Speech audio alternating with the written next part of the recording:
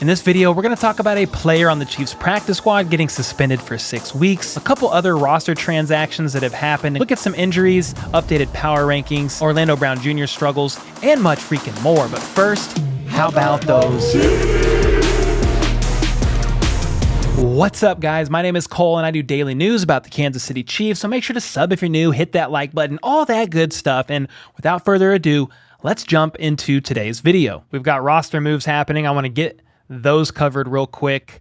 A big roster, it's not so much a move, but something that happened to somebody on the roster that does kind of free up a spot for now is, so a running back wide receiver hybrid, Jerry and Ely, got suspended for 6 weeks for using performance enhancing drugs, I believe. This is what it says. According to the NFL's personnel notice for Monday, Chiefs practice squad wide receiver running back Jerry and Ely has been suspended for 6 games for violating the NFL's policy on performance-enhancing substances. So we won't call it a drug. It was a substance. He was an undrafted free agent out of Ole Miss. He was released during the 53-man roster cutdown, signed to the practice squad. Honestly, was showing good signs. I liked having him for depth on the roster or on the practice squad, and he'll come back. But yeah, the first 6 weeks, he is suspended. So not good when you're, trying to fight for a spot on the roster. Who knows, if it was completely accidental, like D-Hop on the Cardinals. I have no idea. But outside of that, Coleman, wide receiver Coleman, got cut. I believe it was today. And then a wide receiver gets taken away. A wide receiver running back gets suspended. And then Marcus Kemp, former Chiefs wide receiver Marcus Kemp, was put on or signed to the practice squad with the absence of Jerry and Ely being suspended. And then Coleman got cut. Even with Jerry and Ely suspended, they must have still felt comfortable with letting Coleman go. So I'm not sure what the deal is with Coleman, but Marcus Kemp, for those of you who don't know, he's familiar with the team. He's played last year. He played the second most special team snaps on the team last year, like 70. I have the note, but it's 73.6% of his total snaps last season were played on special teams, and that was 315 snaps total. So he's a very valuable special teams asset, and Charles Goldman from Chiefs Wire kind of surmises that he will get activated to the roster here soon as one of his 3 practice squad call-ups, because they've already done that to Elijah Lee and DiCaprio Bootle. They've already used multiple practice squad elevations on those guys, so could make some sense to add him to specifically be used for special teams in the near future. So we'll have to see how that all pans out. That's really all for current Chiefs players. There's a couple former Chiefs players that I found interesting, worth talking about real quick.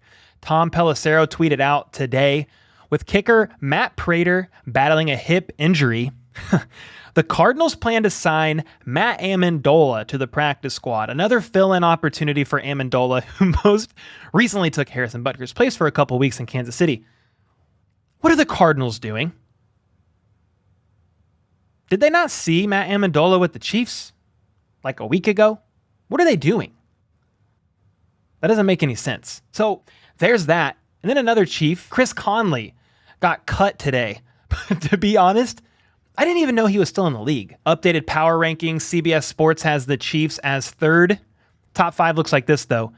Dolphins 5th, Packers 4th, Chiefs 3rd, Bills 2nd, Eagles 1st. But do we really think the Chiefs are a worse team than the Eagles? No. I know they're undefeated. I think they're 4-0, but no, they're not. Okay, they're just not. And then this is interesting as well. The Chiefs' 5 highest graded players through the first 4 weeks of the season.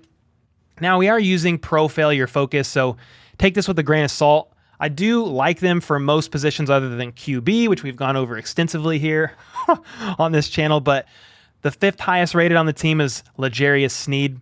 He's the freaking man. L'Jarius Sneed leads all CDs in pressures and sacks. Disregard leading the team in sacks, but he leads all CBs in pressures and sacks, which I found very interesting. Number 4th highest graded player on the team, and this is why I say you got to take some of these positions with a grain of salt, because Patrick Mahomes is rated 81.3, so the 4th highest graded player on the team. But we know he's the best quarterback in the league, and it's not even freaking close. I think it was Chris Sims talking about him today on his show, just saying Patrick Mahomes is absolutely magical, and he does way more for the team on the field than the stat book will ever show.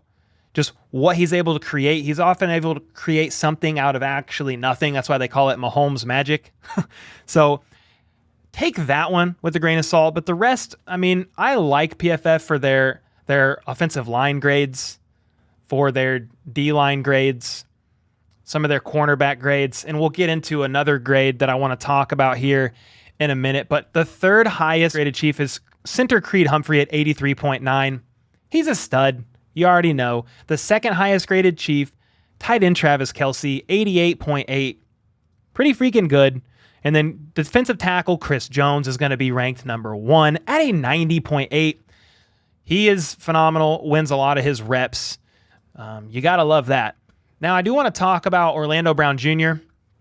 for a moment here. He's been struggling. And right off the top, I know he's been injured some of these weeks, but he wasn't on the injury report last week. So he's either A, injured, not telling anybody, or the Chiefs are not reporting it, or the injury is so minimal that they don't have to report it. I'm not sure which one of them it is. You guys can decipher between those three, but listen to this. Orlando Brown Jr. is currently ranked 22nd out of 37 tackles in run blocking.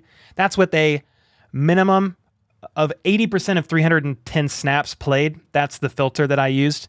So out of 37 tackles, he was ranked 34 in pass blocking, 22nd in run blocking.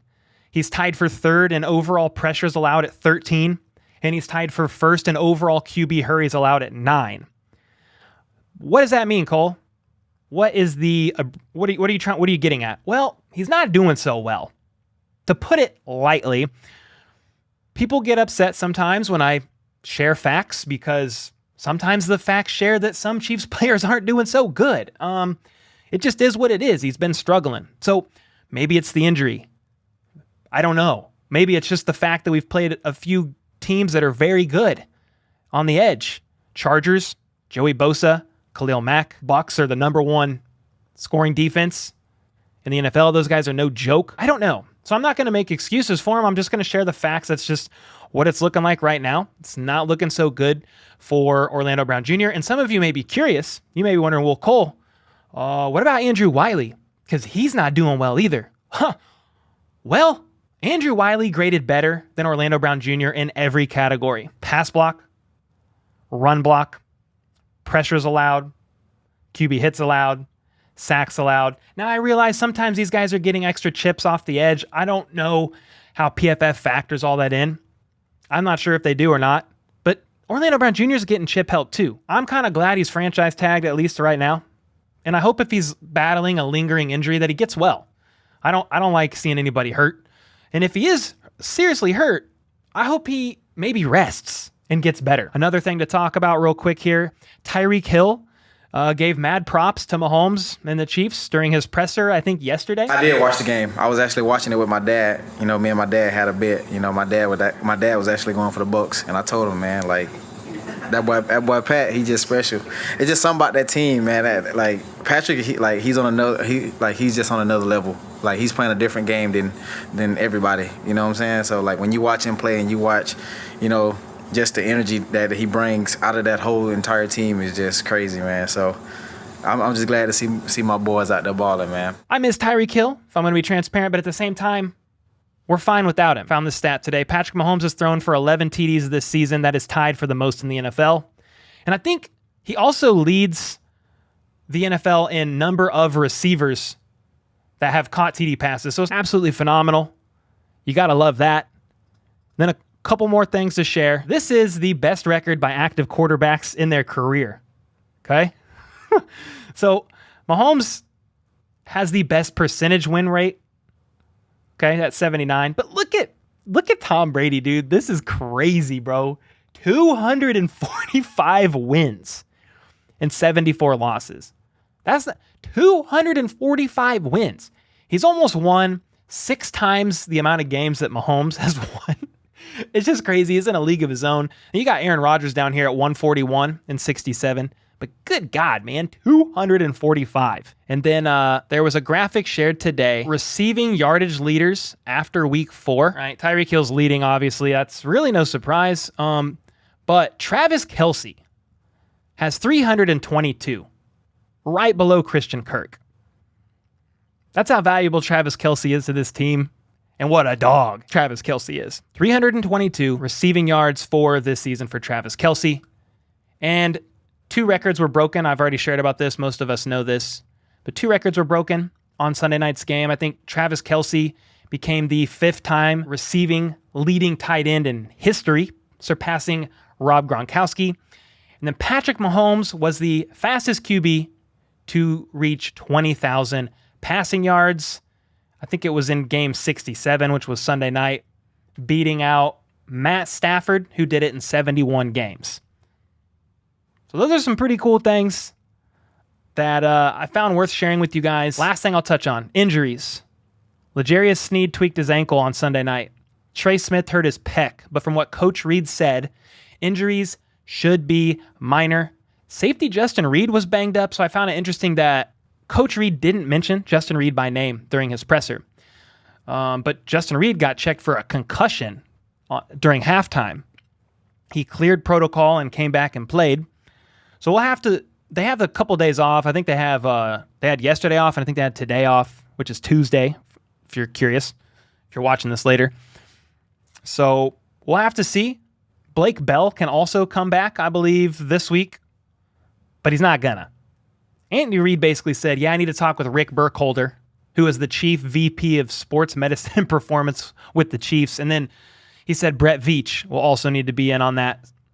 I've had 2 hip surgeries, guys. Blake Bell had hip surgery. Minor or not, you're on crutches for almost a month. Okay, you might start out on 2 for a week or 2 and then go down to 1. But you're on crutches for like 4 weeks.